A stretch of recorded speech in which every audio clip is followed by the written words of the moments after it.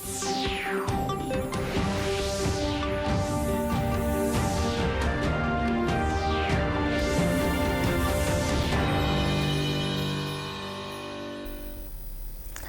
उत्तराखंड समाचार में आपका स्वागत है। मैं रेणु प्रतिपंत। सबसे पहले मुख्य समाचार। प्रदेश भर में धूमधाम और उत्साह के साथ मनाया जा रहा श्री कृष्ण जन्माष्टमी का पावन पर्व। भव्य रूप से सजाए गए मंदिर। मुख्यमंत्री पुष्कर सिंह धामी ने दी जन्माष्टमी की शुभकामनाएं।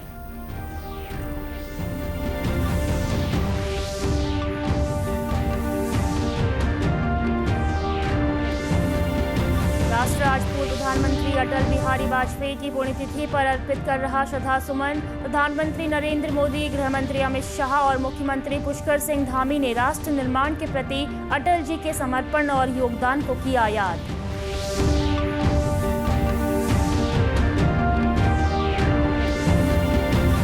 और धराली में लगातार जारी है राहत और बचाव कार्य। आपदा प्रभावित लोगों को दी जा रही दैनिक उपयोग की वस्तुएं। हर्षिल में बनी झील से पानी की निकासी के लिए भी किए जा रहे प्रयास। अब समाचार विस्तार से। प्रदेश भर में आज श्री कृष्ण जन्माष्टमी का पर्व धूमधाम और हर्षोल्लास के साथ मनाया जा रहा है। मुख्यमंत्री पुष्कर सिंह धामी ने सभी प्रदेशवासियों को श्री कृष्ण जन्माष्टमी की हार्दिक बधाई और शुभकामनाएं दी हैं। अपने संदेश में उन्होंने कहा कि भगवान श्री कृष्ण सभी के जीवन में हमेशा सुख, समृद्धि और शांति का संचार करें। ओम नमो भगवते वासुदेवाय। आप सभी को श्री कृष्ण जन्माष्टमी की अनेकानेक शुभकामनाएं। मानवता, धर्म और ज्ञान के प्रतीक तथा संपूर्ण संसार को भक्ति, ज्ञान और कर्म का मार्ग दिखाने वाले भगवान विष्णु के अवतार श्री कृष्ण के जन्मोत्सव कृष्ण जन्माष्टमी के इस पावन अवसर पर आपके जीवन में सुख, शांति और समृद्धि का वास हो, यही मेरी परमपिता परमेश्वर से प्रार्थना है। एक बार पुनः आप सभी को श्री कृष्ण जन्माष्टमी की अनेकों शुभकामनाएं। वहीं तीर्थ नगरी ऋषिकेश में भगवान कृष्ण के प्रसिद्ध मंदिर में उत्सव का माहौल है।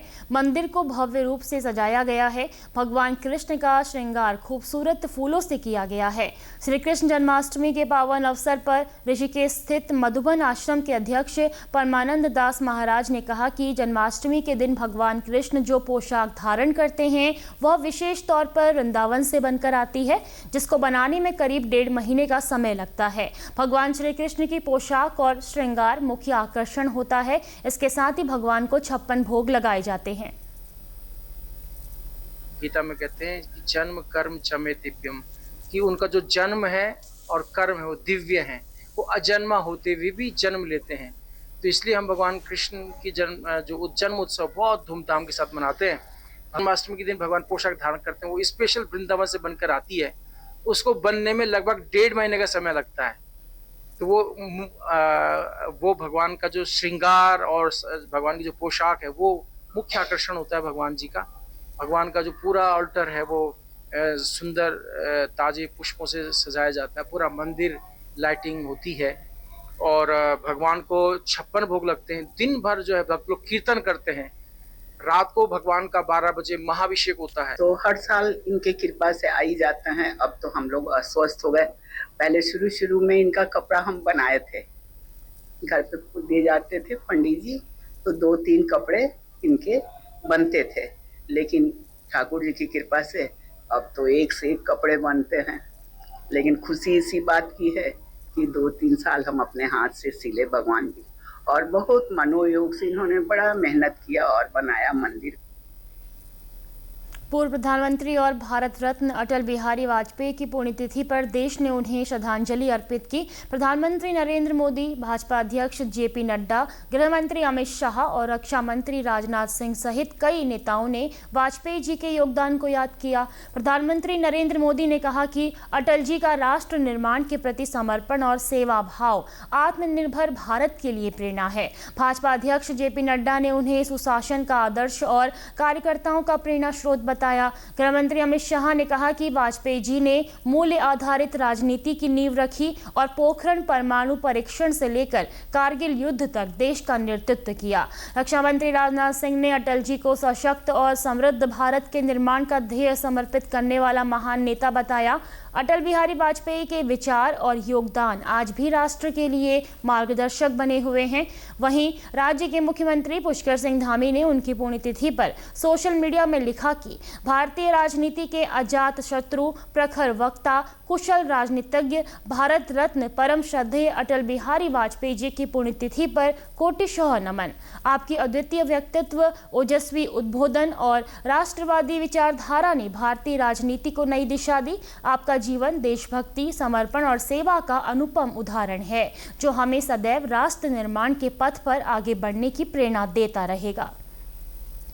उत्तरकाशी जिले के आपदा प्रभावित धराली में राहत और बचाव कार्य लगातार जारी है। हालांकि खराब मौसम रेस्क्यू कार्य में चुनौती बना हुआ है। आपदा के बाद हर्षिल में बनी झील से पानी की निकासी के लिए सिंचाई विभाग मैनुअल काम कर रहा है। इस बीच सभी मूलभूत व्यवस्थाओं को बहाल करने के प्रयास जारी हैं। प्रभावित परिवारों को आवश्यक खाद्य सामग्री और रोजमर्रा दैनिक उपयोग की वस्तुओं का वितरण किया जा रहा है। वहीं धराली सहित सीमांत क्षेत्र के अन्य गाँव के लोगों को राहत पहुंचाने के लिए राज्य सरकार द्वारा संचालित हेली सेवाएं लाभदायक सिद्ध हो रही हैं। अब तक 10 गर्भवती महिलाओं को आपदा प्रभावित क्षेत्रों से हेली सेवाओं के जरिए जिला चिकित्सालय उत्तरकाशी लाया गया, जिसमें से 7 महिलाओं को प्राथमिक जांच उपचार के बाद डिस्चार्ज किया गया और 3 गर्भवती महिलाओं को उपचार के लिए भर्ती किया गया। मौसम विभाग ने उत्तराखंड के लिए अगले कुछ दिनों का अलर्ट जारी किया है। राज्य के कई जिलों में भारी से बहुत भारी बारिश की संभावना जताई गई है, जिससे भूस्खलन, सड़क अवरोध और अचानक बाढ़ जैसी स्थितियां उत्पन्न हो सकती हैं। मौसम विभाग के अनुसार चमोली, देहरादून, बागेश्वर और नैनीताल में भारी से बहुत भारी बारिश का अलर्ट बताया गया है, जबकि कल देहरादून, बागेश्वर और पिथौरागढ़ में भारी बारिश की आशंका की संभावना है। वहीं रुद्रप्रयाग जिले में प्रशासन के अनुसार मंदाकिनी नदी का जलस्तर तेजी से बढ़ रहा है। केंद्रीय जल आयोग द्वारा ताजा रिपोर्ट के अनुसार आज 16 अगस्त 2025 सुबह 11 बजे मंदाकिनी का जलस्तर 625.60 मीटर रिकॉर्ड किया गया, जो कि चेतावनी स्तर 625 मीटर से 0.60 मीटर ऊपर है। गौरतलब है कि नदी का खतरे का निशान 626 मीटर पर तय है, जबकि 2013 की भीषण आपदा के दौरान यह जलस्तर 634 मीटर तक पहुंच गया था। वर्तमान हालात को देखते हुए जिला प्रशासन और आपदा प्रबंधन विभाग को अलर्ट कर दिया गया है। नदी किनारे बसे लोगों को सावधानी बरतने और प्रशासन के निर्देशों का पालन करने की अपील की गई है। नैनीताल जिले के भीमताल स्थित जन शिक्षण संस्थान सभागार में नाबार्ड के द्वारा 11वें राष्ट्रीय हथकरघा दिवस पर कार्यशाला का आयोजन किया गया, जिसमें भीमताल विकास खंड की विभिन्न महिला समूहों की महिलाओं ने प्रतिभाग किया।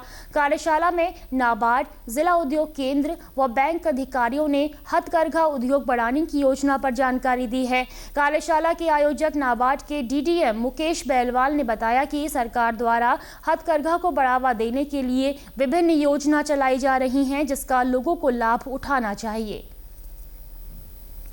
नेशनल हैंडलूम डे हम लोग भीमताल में सेलिब्रेट कर रहे हैं और इसमें हमारे बीच जो हमारे ज़िले में जो बुनकर हैं, जो आर्टिशंस हैं, उन्होंने इस प्रतिभाग किया। तो लगभग 70 से 80 महिलाएं यहाँ हमारे बीच मौजूद थी। LDM रहे, DIC से सदस्य थे। तो इसका ऑब्जेक्टिव ये था कि जो हमारा जो हैंडलूम सेक्टर है उसको हम लोग कैसे प्रमोट कर सकते हैं। जैसा कि आप देख रहे हैं कि हमारे जो ट्रेडिशनल एक्टिविटीज़ होती थी, जो हमारे बुनकर थे, जो वीवर थे, वो कहीं ना कहीं वो उनका काम वो लोग करते थे, लेकिन किसी कारणवश उनको सपोर्ट न होने के कारण उनकी जो नेक्स्ट जनरेशन थी वो नहीं कर पा रही थी। कार्यशाला में प्रतिभाग कर रही महिला समूह की बचुली देवी ने बताया कि उसे कार्यशाला में हथकरघा से नए रोजगार सृजन के बारे में जानकारी मिली है। वहीं दूसरी महिला लीला जोशी का कहना है कि वह भी हथकरघा का कार्य करना चाहती है, जिसके बारे में उन्हें आज अच्छी जानकारी प्राप्त हुई है।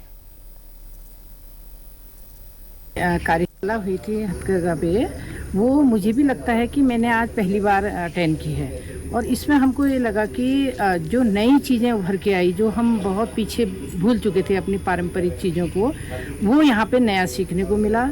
जैसे वस्त्रों से संबंधित बात आई थी, तो वो हम एक तरह देखें तो जैसे गांधी जी के समय की याद आई, पुराने इतिहास की याद आई और हम अभी भी इस कार्यक्रम को करने के लिए पूर्ण रूप से तत्पर इसलिए रह रहे हैं कि हमें इस चीज़ों से जो जानकारियाँ या जो महसूस हुआ वो हमें करना चाहिए। मैं रिंगाल का काम करती हूँ, सारी महिलाओं को भी ट्रेनिंग भी देती हूँ, सिखाती भी हूँ। तो आज इस बैठक में सर लोग आए थे, उन्होंने एक नया काम और सिखाया हैंडलूम का। हमें ये बनाओ करके हमें बहुत अच्छा लगा। ये चीज़ भी महिलाओं ने करना चाहिए। इतनी महिलाएं मेरे साथ जुड़ी हैं, ये निगाल का काम करती हैं, मैंने इनको सिखाया। देहरादून में केंद्रीय वस्तु एवं सेवा कर CGST आयुक्तालय में 79वां स्वतंत्रता दिवस समारोह धूमधाम से मनाया गया। मुख्य अतिथि के रूप में विशेष सचिव एवं सदस्य सीमा शुल्क CBIC सुरजीत भुजबल ने ध्वजारोहण किया और परेड का निरीक्षण किया। इस अवसर पर उन्होंने स्वतंत्रता संग्राम सेनानियों को श्रद्धांजलि अर्पित की और अधिकारियों व कर्मचारियों से राष्ट्र निर्माण में योगदान देने का आह्वान किया। समारोह में GST की उपलब्धियों और देश की आर्थिक प्रगति में इसकी भूमिका पर भी प्रकाश डाला गया। कार्यक्रम में CGST देहरादून के वरिष्ठ अधिकारी और कर्मचारी बड़ी संख्या में मौजूद रहे। इसी के साथ अभी तक के समाचार समाप्त हुए। दूरदर्शन समाचारों से जुड़े रहें। मिलते हैं फिर शाम 5 बजे के बुलेटिन में। नमस्कार।